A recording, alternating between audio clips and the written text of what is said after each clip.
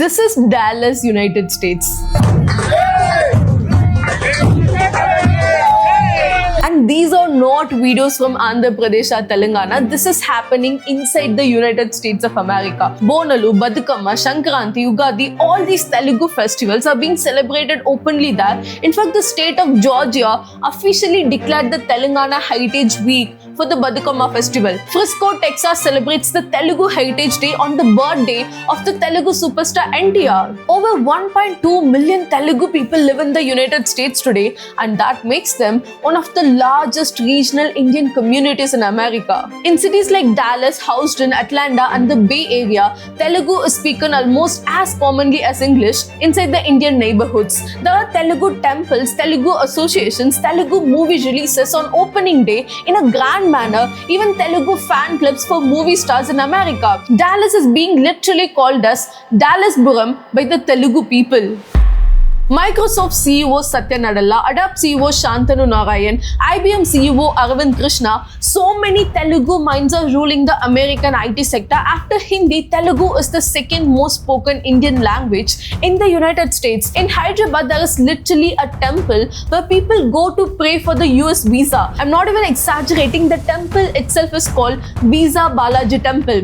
Why? What are so many Telugu people doing in America? How come the entire Telugu blood became obsessed with America? To understand this, we need to go back to the 1990s. At that time, the world was suddenly hit by a big fear.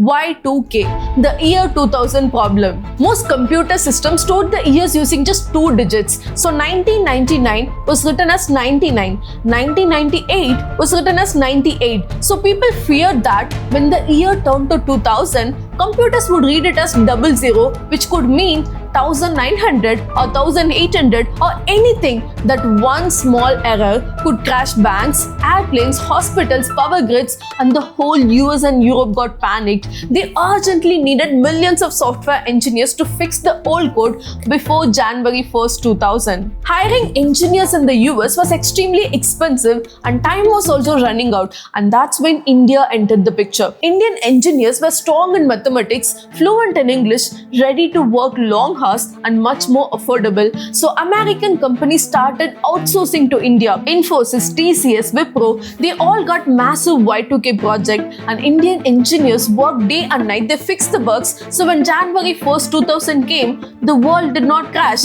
India quietly saved the global tech system. But after this, the American companies realized that Indian engineers were more reliable and more cost effective, and that trust became the foundation for the India's IT boom. Now, this is where things get really changed. In the early 1990s, Andhra Pradesh was not known for IT at all. The state mostly depended on agriculture and government jobs. But then Chandrababu Naidu became the chief minister in 1995. He understood one thing very clearly: the future belongs to technology. His vision was simple: bring the global IT companies to Andhra Pradesh, build the world-class infrastructure, and prepare the local students for software jobs. This led to the creation of the high-tech city in Hyderabad. At first, people laughed at him. Many IT buildings were completely empty. No companies were interested. Many people openly said, Bangalore is already there. This will never work. Who will even come to Hyderabad for software? But then, Chandrababu Naidu got a few minutes to present Andhra Pradesh IT vision to Bill Gates, the CEO of Microsoft at that time. In those few minutes, he convinced Bill Gates that Hyderabad had a future in technology. And as a result, Microsoft opened its first foreign branch in India in Hyderabad, and this single decision changed everything. And later, Chandrababu Naidu also convinced Bill Clinton to visit Hyderabad in the year 2000, and this visit gave Hyderabad a huge international attention and credibility as an IT destination. After this, Hyderabad started attracting more global companies like Google, Amazon, and many others, and that is how Hyderabad and Andhra Pradesh slowly turned into a major IT powerhouse. Once IT companies started coming to Hyderabad, they needed people who knew computers, and Andhra Pradesh already had one big strength: families who believed in education. For many years, Telugu parents truly believed that studying well could change their life. Many people were ready to sell their land just to educate their children. When IT entered the picture, this belief became even more stronger. A new dream entered the Telugu homes. My son or daughter should become a software engineer. In the early 1990s, Andhra Pradesh had less than 100 engineering colleges. Only a few of them, less than 10%, actually taught computer-related subjects. But after IT became popular, things started changing very fast. By the early 2000s, more than 60 to 65% of engineering colleges started computer science or IT-related courses. By 2010, Andhra Pradesh had more than 700 engineering colleges, one of the highest numbers in India. Before the IT boom, only 8 to 10% of students actually chose computer science or IT-related courses. And after the IT boom, 25 to 30% of students started choosing these courses. And in cities like Hyderabad, it went up to 35 to 40%. In simple words, the IT boom did not just bring companies to Andhra Pradesh, it changed how students studied, what colleges taught, and created one of the strongest IT talent groups in India. And that's why even in India, in all the IT offices, you will see a major chunk of Telugu people. And once the IT boom settled in India, a new dream slowly started growing, working in the United States. For many Telugu engineers, the US was seen as the final goal: better salaries, global exposure, and a better lifestyle. Large numbers of Telugu students started going to America for MS in computer science, and after studies, many entered the American job market. The H-1B visa became their main gateway, and estimates show that 40 to 50% of Indian H-1B visa holders in IT are from the Telugu-speaking communities. Over time, they started settling in specific cities like Bay Area, Dallas, Houston, Seattle, and Atlanta.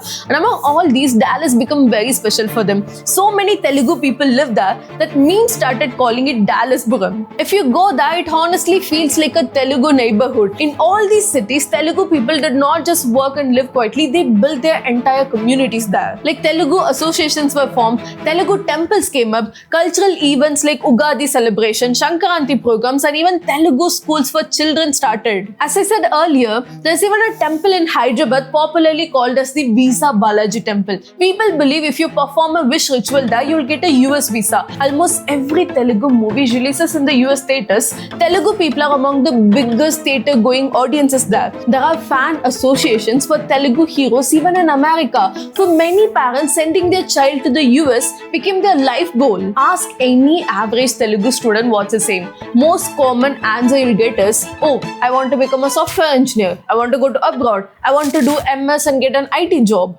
But what a lot of people ignore is the downside to it. A US-based software engineer demands a dowry anywhere between 70 lakhs to 2 crore, and the shocking part is many families actually agree to it because being settled in the US is seen as the biggest success in life. A young Hyderabadi girl who was also a software engineer got married to a US settled guy, and 6 months later she killed herself, and the family says there was a dowry harassment. Couple got married 6 months ago, and Devika's parents claimed that there was dowry pressure on them, which possibly could have been the reason for her taking such extreme step. And this is the dark side of that settled life dream. Over time, the US IT dream stopped being an option. It became the proof of success, the only way of success. People stopped asking even the basic questions. Is this university even real? Is this consultancy genuine? They only cared about one thing: I should somehow reach the US.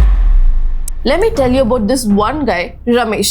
He takes an education loan of around 25 to 30 lakhs. His family even keeps their ancestral land as collateral. Basically, everything they have is at stake now. He goes to the US with a lot of hope, but things did not work out the way he thought would work. He could not get a job, and slowly the visa pressure starts building. At some point, someone suggests an easy way out. They tell him, just enroll in a university. It's not real, but it'll keep your visa safe. Ramesh agreed for that and enrolled himself in a fake university, and one day, the immigration officers came to his place, arrested him, and detained him immediately. And then he's deported back to India. But back in Hyderabad, the bank calls his father and says, if you don't clear the loan, we will seize the land.